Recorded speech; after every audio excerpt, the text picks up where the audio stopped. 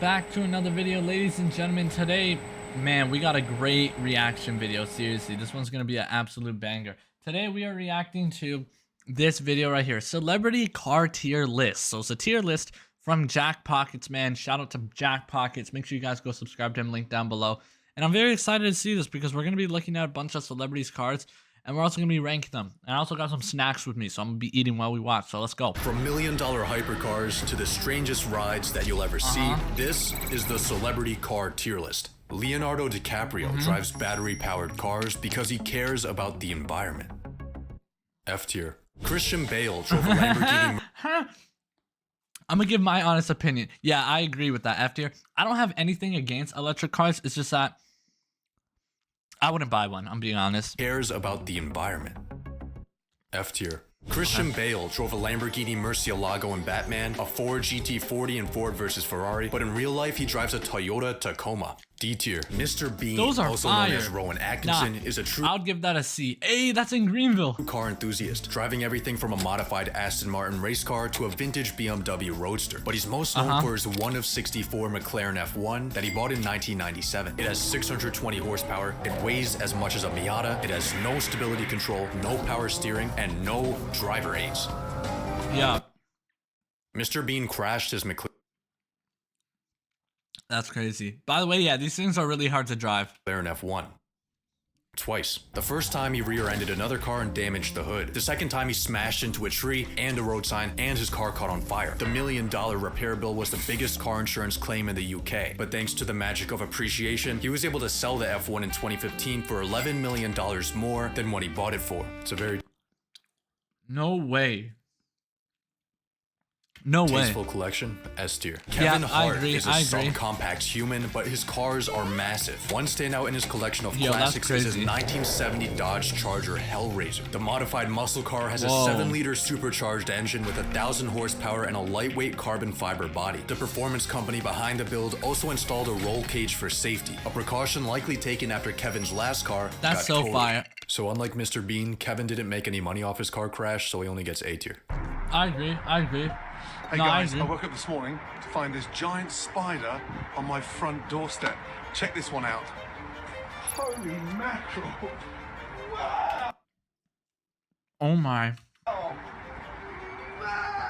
The LaFerrari is an ultra-rare hypercar. It combines Ferrari's most powerful V12 engine with an electric motor to produce 950 horsepower. The 499 recipients of this street-legal race car were handpicked by the brand for being their most devoted customers. If you want to get on Ferrari's exclusive list, just buy 20 of their cars, attend all their events, build insider connections, and be an ambassador to their brand. You'll have to ride Ferrari if you want to ride in a Ferrari. It's not surprising that Gordon Ramsay was one of the lucky 499. Not only does he have an insane Ferrari collection from the F12 TDF to the SP2 Monza, I did not even know that.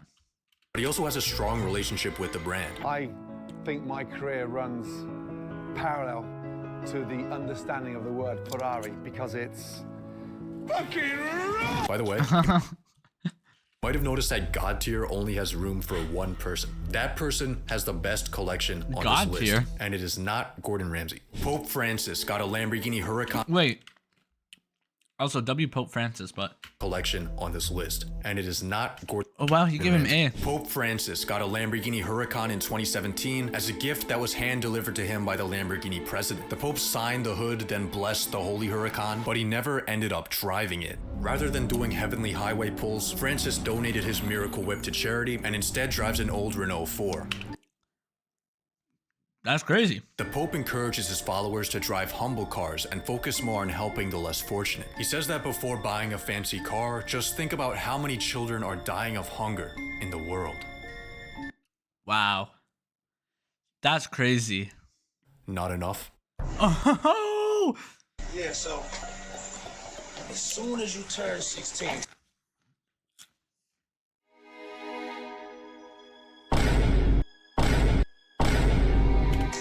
What am I looking at? I'm not gonna lie. I've seen this video before. It's a little dusty, but you know, you get 16, you're good to go. Justin Bieber got a Hey, yo. He flavored a Lamborghini Gallardo as a 16th birthday present, and he's been acquiring crazy cars ever since, like this Batmobile-style Cadillac CTS-V. The car was fitted with suicide doors, and it's fully blacked out. I did not know about that. That is sick.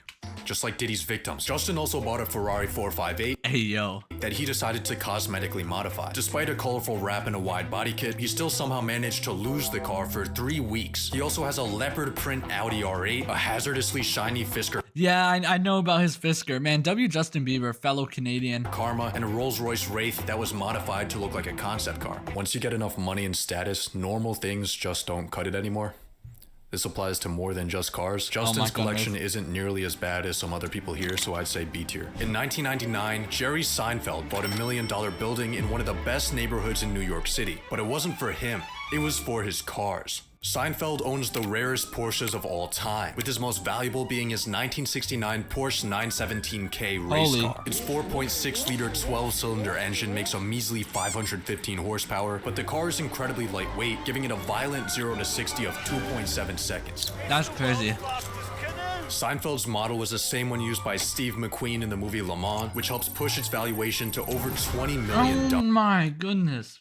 Fun fact, this car is actually about to be up for auction. So if you're in the market, now's your chance. Travis Yeah, I agree with so far this list is like actually like super valid. Scott has a $1.6 million open-top Maybach, a 1,500 horsepower Bugatti Chiron, and an ultra-exclusive LaFerrari Aperta. But the artist says that getting a nice car was never enough for him. He likes to customize them himself. One of his creations was this Lamborghini Huracan with a camouflage wrap that hides him from traffic laws when he's driving on the wrong side of the road. He also sent a Lamborghini Aventador to West Coast Customs to get it chocolate dipped, and it looked so sweet that he started doing ad-libs.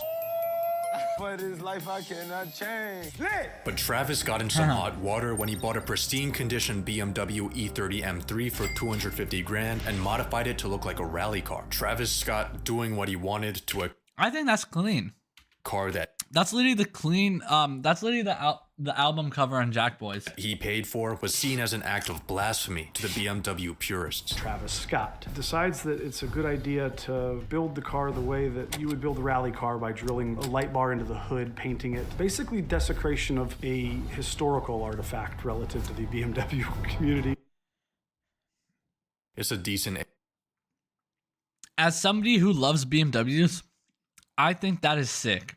And in my opinion, I say this all the time. I know people get mad when people see, like, you know, them doing bad stuff to cars.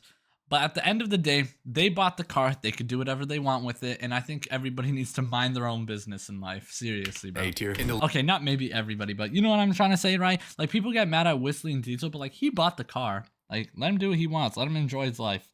Late 70s, Jackie Chan made a business partnership with Mitsubishi to exclusively feature their cars in all of his films. In 2005, the pair teamed up to make a Mitsubishi Evo 9 Jackie Chan edition. Only 50 of the special models were produced, with one of them going to Mr. Chan himself. The Mitsubishi Evo was known for dusting Lamborghinis on racetracks, and it quickly became a classic enthusiast car. But none of the death-defying stunts of Jackie Chan can compare to the stunt Mitsubishi pulled when it decided to jump off a cliff.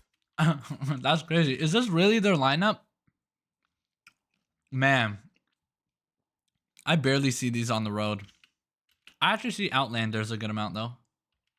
That's crazy. Jackie Chan cars B tier. Dwayne "The Rock" Johnson struggles with cars. When filming a scene for the movie Red Notice, Mr. Rock realized that he didn't fit in the set's Porsche Taycan, and the entire shot had to be rearranged. During a premiere event, he pulled up in a Pagani Huayra that apparently took him 16.8 seconds to exit. The Rock really likes the LaFerrari, but he would like it even more if he was physically capable of driving it. Thanks to genetic determinism, The Rock drives Ford pickup trucks. He recently picked up a Ford Raptor R. The truck's price was in the mid-100,000s, but The Rock probably doesn't mind, since his deal as a Ford spokesperson is in the mid-10 millions. Ooh. Being too buff to fit in a Pagani Huayra sounds like a tough life. Ex-President Ronald Reagan drove a car that he had to keep secret. In the 1980s, American automotive manufacturers were under attack, as Japanese companies like Toyota and Honda began flooding the market with more reliable, efficient, and affordable cars. The US responded to this foreign threat the same way it responded to the COVID-19 epidemic: government policies and beating up Asians. Disgruntled US auto workers started taking their grievances out on Japanese cars and Japanese-looking Americans, so it makes sense that the President of the United States wanted to hide the fact that he had a Japanese-made Subaru Brat. Wow. This is a D-tier car with S-tier lore, so it's going in B-tier. Pull up that video of Joe Rogan's Sick Fish 2.0.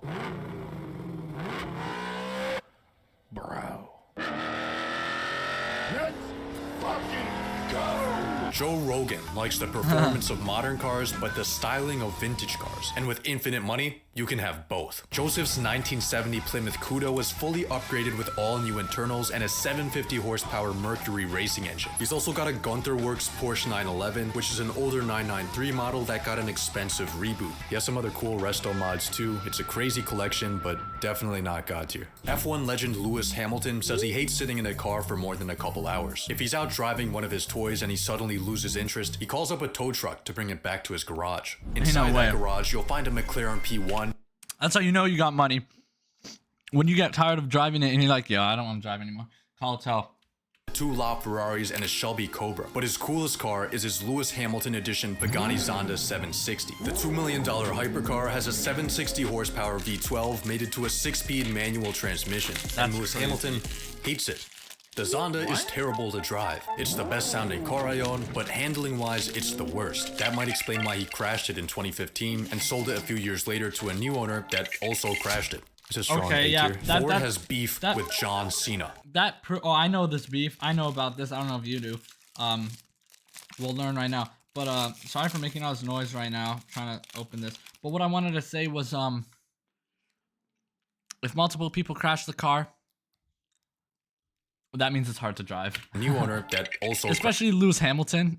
Yeah, it's hard to drive. It's a strong A tier. Ford has beef with John Cena. In 2017, Ford made a new generation of their legendary GT supercar. But since it was in such limited production, you had to apply and get hand-picked by Ford if you wanted one. One of the lucky few that was granted the privilege to buy the $450,000 car was WWE legend John Cena. But there was a catch. Every buyer had to sign a contract that required them to keep the car for at least 2 years. So when John Cena sold his for $1 million profit after 1 month, Ford said, "I'll see you in court." Cena agreed to pay Ford an unspecified amount, all of which will go to charity. In terms of his current collection, he has a lot of ridiculous cars, but his daily driver is surprisingly reasonable. My daily driver is a Civic Type R. Type R. Shut up. The Type R is a wise choice. Elvis Presley bought a $2,500 pre-owned Deadmau5 Pantera in 1974. The $10,000 mid-engine sports car competed with $20,000 Ferraris in terms of performance, but it struggled with reliability. One night, Elvis... taking 10K back in the day, like that was a lot. Like it was only 10 grand. 10 grand? You can't even get a car for 10 grand brand new anymore. But yo, you get a Deadmau5 $20,000 Ferraris in terms of performance, but it struggled with reliability. One night, Elvis got into a heated argument with his girlfriend, then hopped in his Pantera hoping to blow off steam. When the car didn't start, he took out a gun and shot at it. Bullet holes add character. Many tall tales have been told about Cristiano Ronaldo's car collection. When the one-of-one Bugatti Lavatoire Noir sold for $18 million, news headlines claimed that the buyer was Ronaldo, which turned out to be false. When a Lamborghini Aventador went airborne in London, people claimed that Ronaldo was behind the crash, but it wasn't actually him or his car. When an ultra-rare 1957 Ferrari 335S sold at auction for $35 million, news headlines claimed that Ronaldo had tried to get the car and was outbid by Messi. But Messi debunked this rumor with an Instagram post. Although much of the folklore surrounding Ronaldo's car collection is false, his real collection, valued at over $20 million, is still pretty cool. He's got some of the rarest Ferraris, McLarens, and G-Wagons, but his $9 million 1 of 10 Bugatti 110 is his most legendary. Ronaldo's mythical collection must get S tier. Paul Walker didn't like flashy cars. According to his friend, if a car was too fancy, he was embarrassed. Most of the time he would drive around in a pickup, but for special occasions, he kept some things in his garage. He had a few American performance vehicles, one of them being the ultra-rare Celine S7, a car with so much downforce it could theoretically be driven upside down. He had a fleet of E36 M3 lightweights because he believed the special edition cars would go up in value, which they did. But Paul's legacy is most embodied in his Nissan Skyline R34 GTR. The R34 is the holy grail of Japanese car culture, with a powerful twin-turbo inline-6 and telepathic levels of handling. The fact that it was never officially sold in the US added to its allure, and its use in the Fast and the Furious movies brought it to legendary status. Paul's R34 sold in 2023 for $1.3 million. Wow. Solid S tier. Lil Uzi Vert. By the way, I want to ask you guys, what do you guys think is like the best JDM car of all time? Like, what do you guys like more, the R34 or the Supra? Like a Mark IV Supra or the Nissan? I gotta go Nissan R34, me personally, but let me know what y'all think. In his Nissan Skyline R34 GTR. The R34... By the way, the M3 lightweights are so fire, bro. Look how nice those are.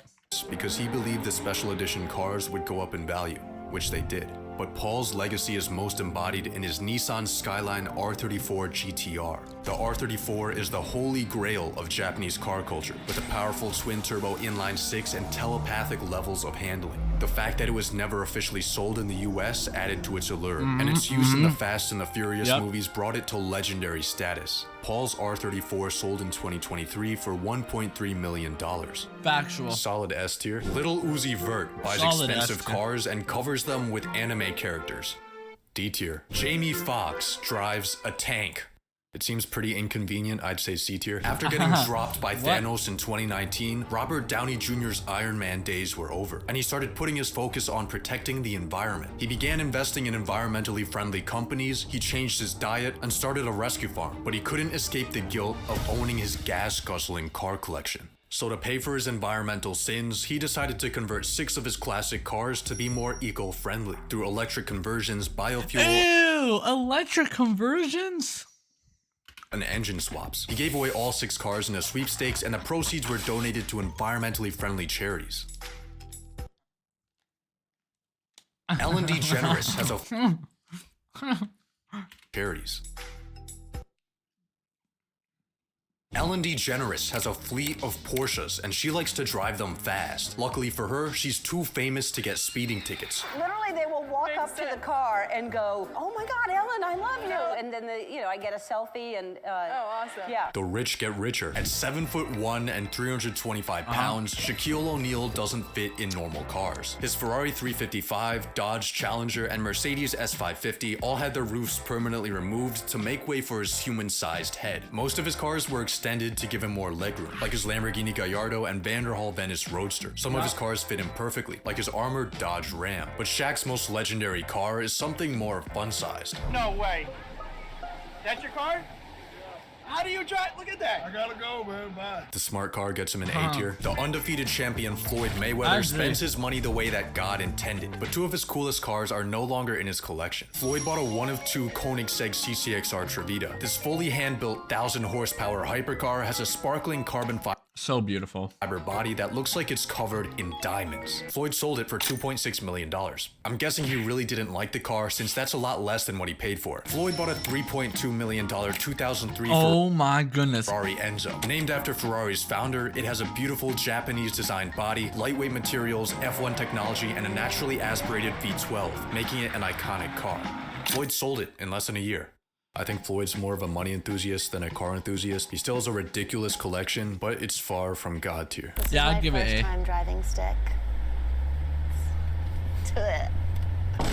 Hey, yo. I actually like it. It's fun. 2000s pop culture icon Paris Hilton has a car collection that reeks of Los Angeles. Her Mercedes SLR McLaren is best known for its involvement in... I thought I was gonna see a knob.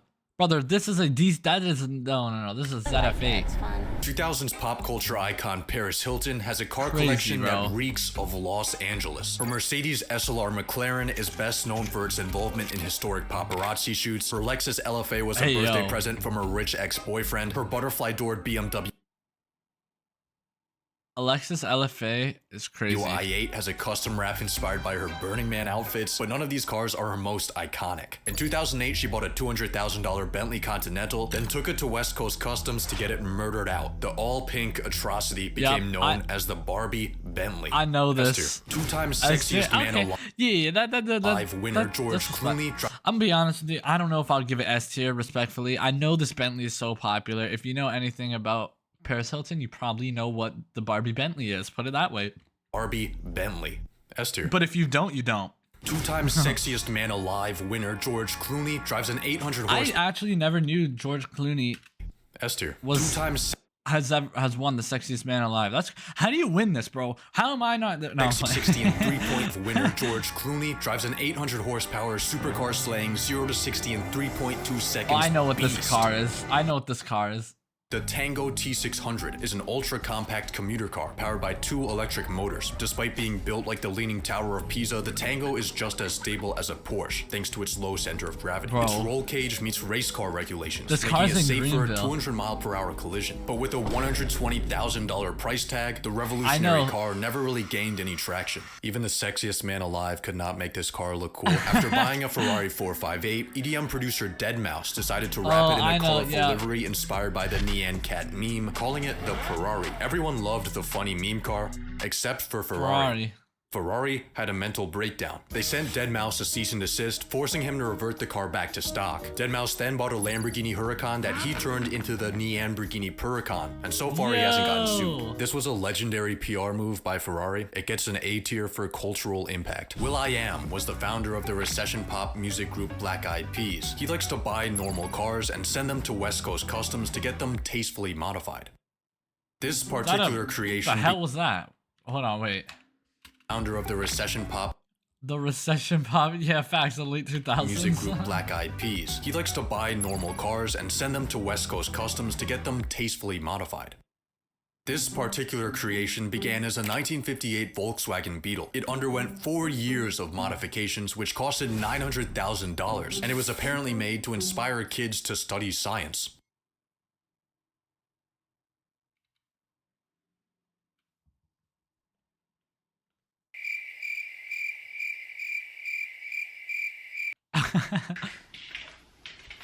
Oh, who do we have here?